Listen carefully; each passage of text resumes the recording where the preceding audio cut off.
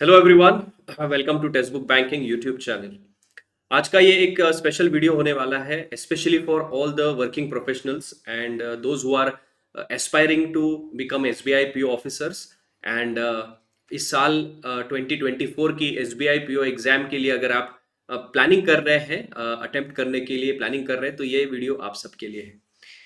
तो आज का ये जो सेशन है, आज का ये जो वीडियो है, ये हम एक्चुअली 10 क्वेश्चंस में डिवाइड करेंगे। These are the 10 questions that you should ask yourself if you are a working professional and if you are aspiring to appear for SBI PO 2024। तो पहला सवाल ये है कि what is the detailed syllabus and the exam pattern of the prelims and the mains exams. क्योंकि syllabus और pattern जानना बहुत जरूरी है, नहीं तो एग्जाम की प्रिपरेशन के लिए टाइम मैनेज करना बहुत मुश्किल हो जाता है। दूसरा सवाल है how much time do I have on my hands. तीसरा सवाल है should I solve only mock tests और डिटेल्ड स्टडी इज रिक्वायर्ड। चौथा सवाल है are there any real life examples of people doing both simultaneously. पांचवा सबसे इंपॉर्टेंट सवाल है who finds it easier to cover the entire syllabus. आपका educational background अगर किसी एक पर्टिकुलर टाइप का है तो क्या आपके लिए एसबीआई पीओ ये एग्जाम इजी लग सकती है, तो इसका भी आपको आंसर करना पड़ेगा। उसके अलावा सिक्स्थ क्वेश्चन है should I be expecting failure in the first attempt. Should I disclose my present employer that I am preparing for SBI PO exam. ये एक बहुत बड़ा डिस्क्लोजर से रिलेटेड बहुत सारे स्टूडेंट्स का, एप्लीकेंट्स का डाउट रहता है। उसके बाद आठवां क्वेश्चन है is the exam worth all these efforts. आप ऑलरेडी जॉब कर रहे हैं, उसके साथ इतने एफर्ट्स डालना क्या ये वर्थ है। नौवा क्वेश्चन है हाउ टू मैनेज टाइम। इन पहले 8 क्वेश्चंस का आंसर अगर यस है, पॉजिटिव में है या एसबीआई पीओ अपीयर करने की तरफ है, तो फिर आपके आपके दिमाग में ये थॉट आ जाता है कि टाइम को कैसे मैनेज करें जॉब के साथ साथ। एंड देन लास्ट है how to study and where to study for SBI PO. तो इन सभी 10 के 10 क्वेश्चंस को डिटेल में हम इस वीडियो में देखेंगे। सबसे पहला है कि what is the detailed syllabus and exam pattern. Syllabus देखिए, प्रीलिम्स में आपके 3 पेपर्स आते हैं, क्वांटिटेटिव एप्टीट्यूड, लॉजिकल रीजनिंग और इंग्लिश लैंग्वेज, जिसमें मोटे मोटे तौर पर सिलेबस आपको ये ऐसे मिल जाएगा। इंटरनेट पे बहुत सारे सोर्सेस आपके लिए है। Error spotting, vocabulary based questions, comprehension, parajumble, passage making, है ना, jumbled words, word swapping, sentence framing, ऐसे सभी टाइप के अलग अलग पैटर्न के इंग्लिश के क्वेश्चंस पूछे जाते हैं। क्वांटिटेटिव एप्टीट्यूड में मेंसुरेशन आता है, टाइम एंड वर्क आता है, एवरेज, रेशो, परसेंटेज के ऊपर सवाल आते हैं, speed, time and distance, allegations and mixtures, permutation combination, data sufficiency, data interpretation, probability वगैरह वगैरह। रीजनिंग की अगर हम बात करें तो पजल्स आते हैं बहुत सारे, सीटिंग अरेंजमेंट के पजल्स हो सकते हैं, डायरेक्शन डिस्टेंस के क्वेश्चंस हैं, ब्लड रिलेशंस आते हैं, अल्फा न्यूमेरिक सीरीज आ सकती है प्रीलिम्स में, सिलॉग्स आते हैं, कोडिंग, डिकोडिंग, इनइक्वालिटी। ये जो सारे टॉपिक्स हैं ये प्री में भी आते हैं और मेंस में भी आते हैं। लेकिन प्री और मेंस का बस फर्क इतना है कि प्री में थोड़े मॉडरेट लेवल के रहते हैं और मेंस में यही डिफिकल्ट लेवल के बन जाते हैं।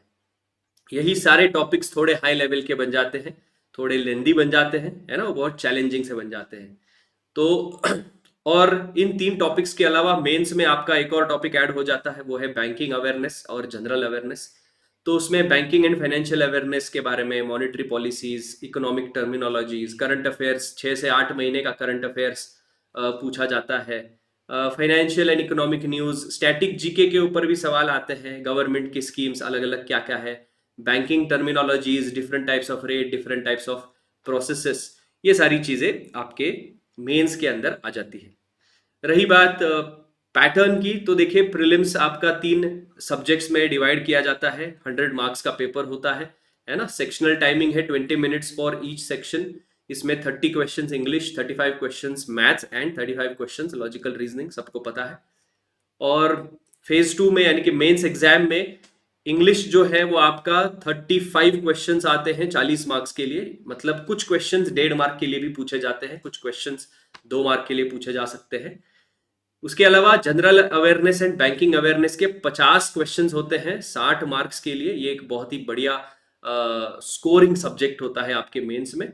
Data interpretation and quantitative aptitude के आपके 30 क्वेश्चंस होते हैं 50 मार्क्स के लिए, बहुत लेंदी पेपर, टफ पेपर होता है।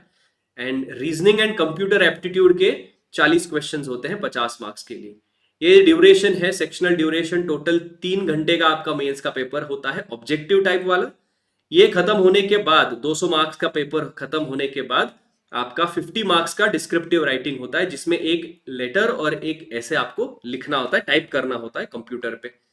तो एक क्वेश्चन ऐसे राइटिंग का होता है 30 मार्क्स का, एक क्वेश्चन लेटर राइटिंग का होता है 20 मार्क्स का, दोनों मिलके 30 मिनट में आपको टाइप करने होते हैं 50 मार्क्स के लिए।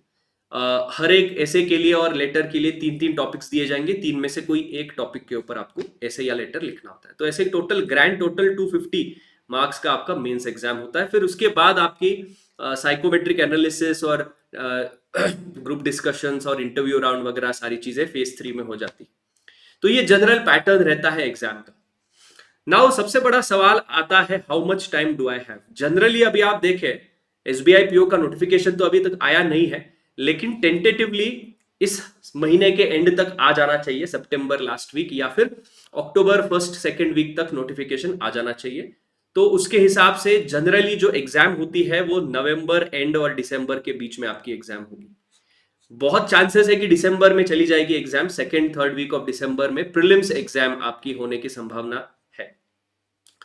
तो अगर आप देखें सितंबर का ऑलमोस्ट आधे से ज्यादा महीना तो निकल चुका है ना। तो सितंबर के 10 दिन, अक्टूबर नवंबर दिसंबर के एक 10 दिन ऐसे पकड़ लेंगे, तो टेंटेटिवली हमारे पास 3 मंथ्स है, 3 मंथ्स का टाइम है प्रीलिम्स एग्जाम्स के लिए, प्रीलिम्स एग्जाम्स की तैयारी के लिए। उसके बाद 1 महीने के गैप के बाद मेंस एग्जाम होता है, तो शायद जनवरी में मेंस एग्जाम होगा 2025 में, और उसके बाद 1 आध महीने के गैप से इंटरव्यू राउंड। तो आपके पास मोटे मोटे तौर पर 3 महीने हैं, और इन 3 महीनों में आपको पूरा सिलेबस कवर करना है, सारे के सारे सब्जेक्ट्स के प्रीवियस ईयर के क्वेश्चन पेपर्स को गो थ्रू करना है, डिफिकल्टी लेवल क्या आती है एग्जाम में, प्री की डिफिकल्टी लेवल क्या है, मेंस की डिफिकल्टी लेवल क्या है, ये सारी चीजों का एनालिसिस करना है। और इन सभी चीजों को एनालाइज करने के बाद जो आपका डेली शेड्यूल है, जॉब करने के साथ साथ जो आपको फ्री टाइम मिलता है, उस फ्री टाइम में ये सारी चीजें फिट हो सकती है या नहीं हो सकती, इसके बारे में आपको सोचना है। वो इस वीडियो में आगे भी हम डिस्कस करेंगे। तीसरा जो सवाल है जो आपको पूछना है अपने आप से, should I solve only mock test और detailed study is required. Depend करता है। बहुत सारे स्टूडेंट्स आप में से ऐसे भी हैं जो वर्किंग प्रोफेशनल है, लेकिन इस एग्जाम को पहले अपेयर कर चुके हैं या इस एग्जाम की पहले तैयारी कर चुके हैं, थोड़ा आइडिया है कि पैटर्न क्या होता है, एग्जाम में क्वेश्चंस किस प्रकार के आते हैं।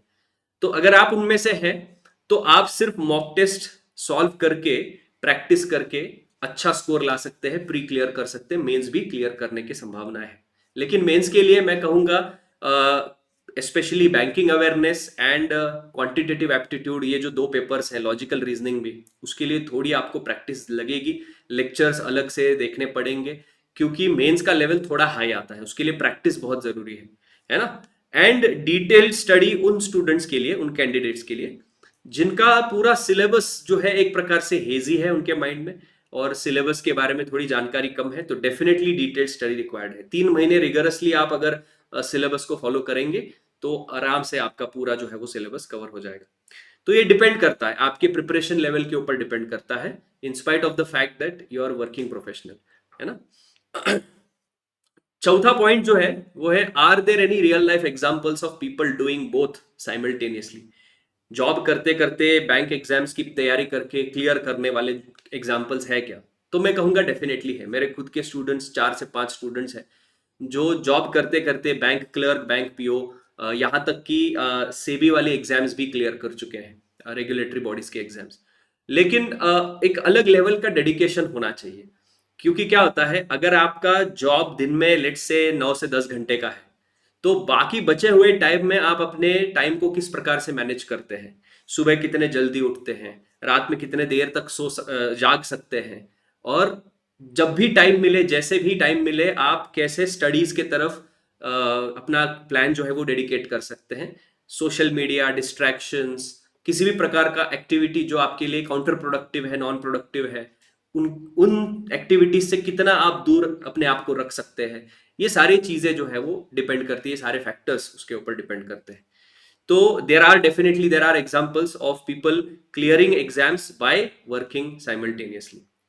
पांचवा सवाल है, who finds it easier to cover the syllabus. ये बहुत इंपॉर्टेंट सवाल है। जनरली मेरा एक ऑब्जर्वेशन ऐसा रहा है कि ऐसे सारे स्टूडेंट्स जिन्होंने इंजीनियरिंग किया है, जो इंजीनियरिंग बैकग्राउंड से हैं, उनके लिए बहुत आसान हो जाता है सिलेबस कवर करना तेजी से, क्योंकि बहुत बार मैथ्स और रीजनिंग वाला जो सेक्शन होता है ये इजी हो जाता है इंजीनियरिंग बैकग्राउंड के स्टूडेंट्स के लिए, बिकॉज मैथमेटिक्स वो 4 साल से पढ़ते आ रहे हैं, ट्वेल्थ में भी मैथमेटिक्स किया है, इसलिए वो इजी हो जाता है। उसके अलावा इंग्लिश की अंडरस्टैंडिंग भी, बेसिक अंडरस्टैंडिंग अच्छी होती है क्योंकि इंजीनियरिंग किया हुआ है। तो इंजीनियरिंग बैकग्राउंड के या फिर बीएससी सॉरी बीएससी एमएससी वाले जो बैकग्राउंड के स्टूडेंट्स होते हैं, उनके लिए भी ये बहुत इजी बन जाता है। अगर आपने एमबीए किया हुआ है तो भी आपके लिए डेफिनेटली ये इजी बन जाता है, क्योंकि एमबीए के एंट्रेंस में भी quantitative aptitude and logical reasoning जैसे क्वेश्चंस की तैयारी आपने की हुई होती है। उन स्टूडेंट्स के लिए खासतौर से ये डिफिकल्ट हो सकती है प्रोसेस जो आर्ट्स बैकग्राउंड से है, स्पेशली ऐसे स्टूडेंट जिन्होंने 11th-12th स्टैंडर्ड में मैथमेटिक्स पढ़ा नहीं है ना, और पूरा प्योर आर्ट्स में किया है ग्रेजुएशन, उनके लिए बहुत मुश्किल हो सकती है क्योंकि क्वांट का लेवल बहुत हाई होता है मैथ्स में। उसके अलावा जो बाकी नॉन मैथ्स बैकग्राउंड वाले हैं, जैसे किसी ने लॉ किया है, या फिर किसी ने लेट से होटल मैनेजमेंट किया है, होटल मैनेजमेंट करने के बाद भी बहुत सारे स्टूडेंट्स इधर आते हैं। किसी ने कुछ और फील्ड में अपना ग्रेजुएशन किया है लेकिन अभी जॉब नहीं मिल रहे, तो बैंक पीओ बनना है या बैंकिंग में ट्राई करना है, उन स्टूडेंट्स के लिए खास तौर से ये डिफिकल्ट बन जाता है, क्योंकि मैथ्स का लेवल, क्वांट का लेवल और रीजनिंग का लेवल सब्सटेंशियली हाई होता है आपके मेंस एग्जाम में। प्री का सिलेबस खैर आप कर भी सकते हैं एक लेवल पे, लेकिन मेंस के सिलेबस में थोड़ा स्ट्रगल कर सकते हैं। तो आप अपने आप से ये सवाल पूछिए कि आप कौन से बैकग्राउंड से आते हैं, तो उस हिसाब से आपको एक्स्ट्रा टाइम देना पड़ेगा। Next question is, should I be expecting failure in the first attempt. ये बहुत जरूरी है क्योंकि it is very difficult. Job करते करते टाइम मैनेज करना मुश्किल बात है। देयर आर स्टूडेंट जो 24 घंटे सिर्फ प्रिपरेशन में लगे हुए हैं, बाकी कुछ नहीं कर रहे, सिर्फ प्रिपरेशन कर रहे हैं, लेक्चर्स अटेंड कर रहे हैं, मॉक टेस्ट सॉल्व कर रहे हैं, सेल्फ स्टडी कर रहे हैं, दिन के 15-15 16-16 घंटे पढ़ाई कर रहे हैं। ऐसे बहुत सारे स्टूडेंट्स हैं। In fact majority of the students ऐसे ही कैटेगरी में आते हैं। तो उनके खिलाफ आपकी कंपटीशन है, और इस कंपटीशन में सरवाइव करके उन आगे निकल जाना और सिलेक्शन लेना, ये एक बहुत ही चैलेंजिंग टास्क हो सकता है आपके लिए। But having said that, it doesn't mean कि आप कोशिश नहीं कर सकते, है ना। कोशिश करना डेफिनेटली एक, it could be worth a while. And first attempt में डेफिनेटली फेलियर आप एक्सपेक्ट कर सकते हैं, क्योंकि ये एक एग्जाम ऐसी है, उसका नेचर ही ऐसा है कि बहुत बहुत बहुत रेयर केसेस में फर्स्ट अटेम्प्ट क्लियर हो जाता है। So even if you are working professional, आप थोड़ा लंबे प्लान के लिए सोच सकते हैं कि इस बार एसबीआई पीओ अगर चाहे ना भी हो जाए सिलेक्ट, प्री हो गया, मेंस में नहीं हुआ, तो अगले साल के आईबीपीएस पीओ को या अगले साल के एसबीआई पीओ को टारगेट कर ही सकते हैं, है ना। एंड थोड़ा लॉन्ग टर्म की अगर आप प्लानिंग करेंगे मे बी नेक्स्ट ईयर के लिए, तो आपको उतना बफर जोन भी मिलेगा, आपको पढ़ाई करने का टाइम भी अच्छा खासा मिल जाएगा, 3 महीने के रश में आप नहीं रहोगे, है ना। तो वो एक कहीं ना कहीं आपके लिए एक एडवांटेजेस सिचुएशन भी बन सकती है। सातवां सवाल है, should I disclose my present employer that I am preparing for SBI PO. ये एक बहुत ही कंट्रोवर्शियल सा सवाल बन सकता है। इसका आंसर मैं आपके ऊपर छोड़ता हूं, ये आपका प्रेरोगेटिव है। जनरली अगर आप किसी कंपनी में काम कर रहे हैं और आपने बताया कि मैं एसबीआई पीओ या किसी और एग्जाम के लिए तैयारी कर रहा हूं, तो एक कहीं ना कहीं डर रहता है उस एम्प्लॉयर के मन में कि यार ये मेरा एम्प्लॉय चला जाएगा, फिर इसकी नौकरी किसी और को देनी पड़ेगी, कोई और ढूंढना पड़ेगा वगैरह वगैरह।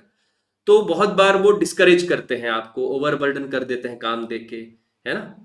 कुछ एम्प्लॉयर्स जो है वो पॉजिटिव भी होते हैं, ऐसा नहीं कि सारे एम्प्लॉयर्स नेगेटिवली लेते हैं इसको, कुछ एम्प्लॉयर्स पॉजिटिवली भी ले सकते हैं कि ठीक है आपके करियर में ग्रोथ हो रही है तो we will definitely support you, तो आपको कम समय कम काम भी दे सकते हैं कि चलो ठीक है वो एग्जाम की तैयारी कर रहा है तो ज़्यादा पढ़ाई करने के लिए उसको टाइम दे देते हैं।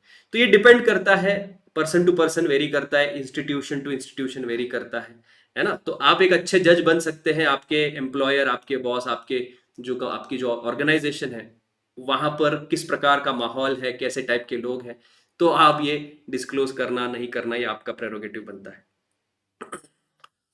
आठवां जो सबसे इंपॉर्टेंट सवाल है कि is this exam worth all these efforts. तो देखिए एसबीआई पीओ सबसे पहले तो बैंकिंग की अगर हम बात करें तो सबसे coveted the most reputed post अगर कोई है बैंकिंग और इंश्योरेंस के इंडस्ट्री में तो वो है एसबीआई पीओ। दो तीन रीजन है। सबसे पहले तो अ, दुनिया इंडिया की सबसे बड़ी बैंक का आप हिस्सा बनने जा रहे हैं। सैलरी बहुत अच्छी मिलती है, आपकी स्टार्टिंग सैलरी जो है वो 80,000 के ऊपर डेफिनेटली आपकी आ जाती है। उसके अलावा आपका पीओ बनने के बाद जो आपका करियर ग्रोथ है वो बहुत बढ़िया तरीके से हो जाता है। एक प्रकार से गवर्नमेंट जॉब ही है ना। तो ये सारे जो पर्क्स मिलते हैं एज एन एसबीआई पीओ, वो डेफिनेटली वर्थ वर्थ होते हैं। आप ये कॉल ले सकते हैं आपके प्रेजेंट जॉब प्रोफाइल में ये सारी चीजें हैं या नहीं। Stability, income, respect, career growth, ये सारी चीजें आपके प्रेजेंट जॉब में है या नहीं है, उसके साथ आप कंपेयर करके देख सकते हैं। तो डेफिनेटली आपको ये आंसर जरूर मिलेगा कि is this exam worth all these efforts. इतना मेहनत करके ये क्या ये वर्थ है।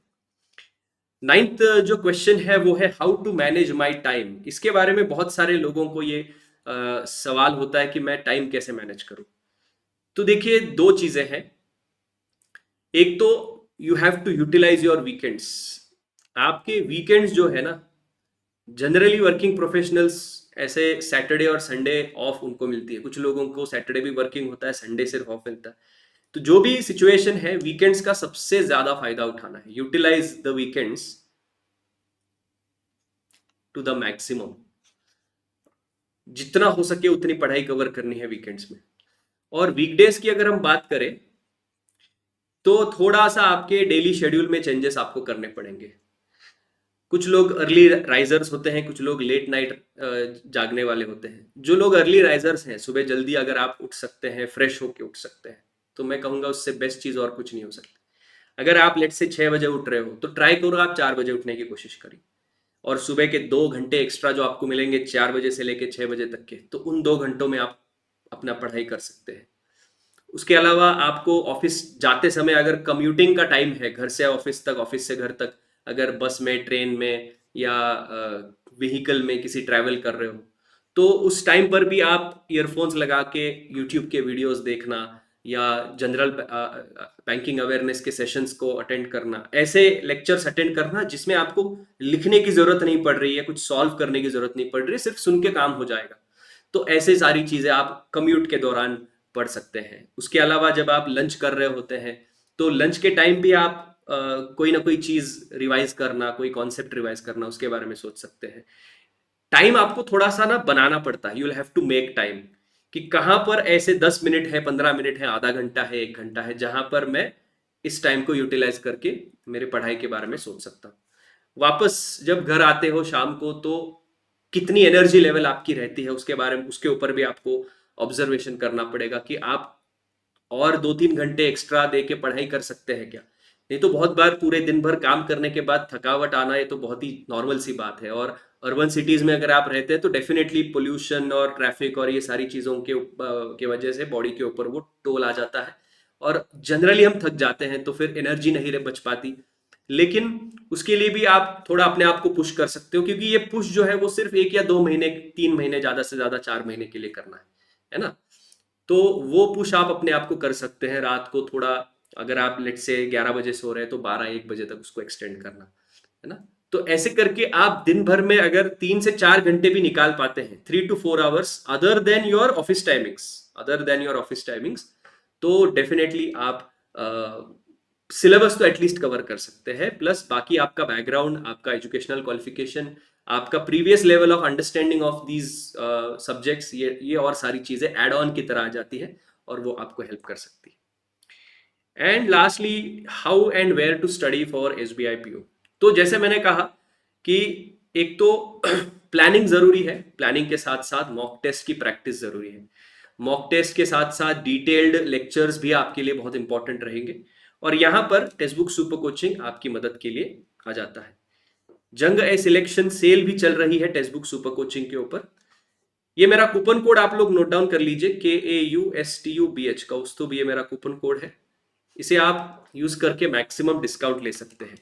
1799 रुपीज में 12 महीने का सब्सक्रिप्शन आपको मिल रहा है। इस सब्सक्रिप्शन में आपको पास प्रो भी मिलेगा। पास प्रो में मोर देन 80,000 मॉक टेस्ट है। उसके अलावा जितने भी हमारे लाइव कोर्सेस हैं, रिकॉर्डेड लेक्चर्स हैं, पीडीएफ्स हैं, सब कुछ आपको मिलता है एक साथ एक जगह पर, एक वन स्टॉप सोल्यूशन की तरह है। सिर्फ 1799 में 12 महीने का सब्सक्रिप्शन। इसे कैसे आप ज्वाइन कर सकते हैं और एनरोल कर सकते हैं, मैं आपको एक बार दिखा देता हूं। आपको गूगल पे जाके बस सिलेक्ट करना है, या गूगल पे जाके सर्च करना है टेक्स्टबुक.com। ये हमारा ऑफिशियल होम पेज है। यहाँ पर लेफ्ट साइड में सुपर कोचिंग वाले सेक्शन में एंटर करना है। सुपर कोचिंग में आप नीचे जब जाएंगे तो आपकी एग्जाम सिलेक्ट करनी है, बैंकिंग एंड इंश्योरेंस। इसमें आप देखिए banking and insurance super pack, banking and insurance super pack आपको यहाँ पर मिलेगा। इसमें आप जब एनरोल करेंगे तो देखिए और भी डिस्काउंट यहाँ पर आपको मिल रहा है, और ये सेल जो है वो चल रही है। आज लास्ट डे है, तो आज ही एनरोल करें, ज्यादा बेहतर होगा आपके लिए, है ना। 12 months banking super pack plus pass pro, है ना। तो ये एक बहुत ही बढ़िया फीचर है आप सबके लिए। देखिए यहाँ पर banking and insurance foundation course है, SBI PO officers pre plus mains batch है, SBI PO, IBPS PO 30 days live crash course है ना। ये सारे बैचेस आपको मिल जाते हैं, एवरीथिंग यू विल गेट। ये सब कुछ इंडिविजुअली खरीदने की जरूरत नहीं है। एक बार आपने सुपर पैक परचेस कर लिया तो ये सारे के सारे बैचेस आपको इमीडिएटली मिल जाते हैं। यहाँ पर आप अपना मोबाइल फोन एंटर करके लॉग इन कर सकते हैं, और एक बार आपने लॉग इन कर लिया तो आप यहाँ पर एनरोल कर सकते हैं। जैसे मैंने कहा, आपको एनरोल करते टाइम आपको क्या करना है, कूपन कोड अप्लाई करना है। ये मेरा कूपन कोड है KAUSTUBH। अप्लाई कूपन या चेंज प्लान वाला ऑप्शन आता है, वहां पर अप्लाई कूपन में जाके ये कूपन कोड अप्लाई करना है, तो आपको 90% तक का डिस्काउंट मिलेगा। ठीक है। सो आई होप आप सभी को आज का ये सेशन हेल्पफुल लगा, स्पेशली ऐसे सारे स्टूडेंट्स जो वर्किंग प्रोफेशनल्स हैं। आपके कुछ क्वेरीज आते रहते हैं, उन क्वेरीज का यहाँ पर आई होप आपको आंसर मिला। ओके। और हमारे यूट्यूब के ऊपर क्लासेस तो चल ही रहे हैं, तो यूट्यूब के क्लासेस भी आप कंटिन्यूसली देख सकते हैं। तो सेशन में जुड़ने के लिए बहुत बहुत धन्यवाद। सेशन अगर अच्छा लगा है तो लाइक और शेयर करिए, चैनल को सब्सक्राइब कर लीजिए और बेल आइकन को प्रेस कर लीजिए। मिलते हैं हमारे यूट्यूब के सेशंस में। Take care guys, bye bye, have a good day.